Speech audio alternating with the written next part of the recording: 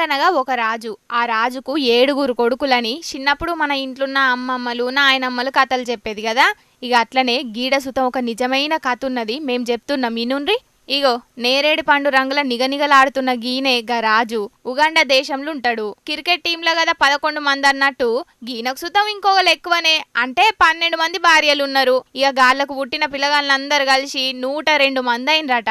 అంటే క్రికెట్ల ప్లేయర్లు సెంచరీ చేసినట్టే జీవితంలో గీన పిల్లగాళ్ళతోని సెంచరీ పూర్తి చేసుకున్నాడు అన్నట్టు. 70 ఏండ్ల వయసున్న గీన 17 ఏండ్ల వయసులోనే తొలుసూరు లగ్గం చేసుకున్నాడట. ఇక అప్పటికెంచి గిప్పటిదాకా మొత్తం 12 మందిని లగ్గాలు వేసుకొని ఒక్కల నుంచి 8-9 మంది పిల్లలను మొత్తం 102 మందిని కన్నాడు అన్నట్టు.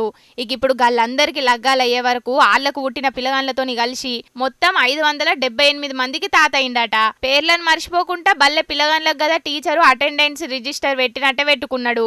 మరి క్లాస్ లో 20 మంది పేర్లను గుర్తు పెట్టుకున్నడే కట్టమైతుంటది. కసొంటిది మొత్తం 578 మంది పేర్లంటే ఏం గుర్తుంటాయి మరి. గందుకే ఒక రిజిస్టర్ మెయింటైన్ చేసుకొని వాళ్ళని చూసుకుంటున్నాడు అన్నట్టు. మరి ఇంతమందిని ఎందుకు లగ్గం చేసుకున్నట్టో తెలియదు గాని ఇప్పుడైతే గాళ్ళ పిల్లలతోని బగ్గనే తిప్పలు పడుతున్నాడట. అంతే కదా మరి.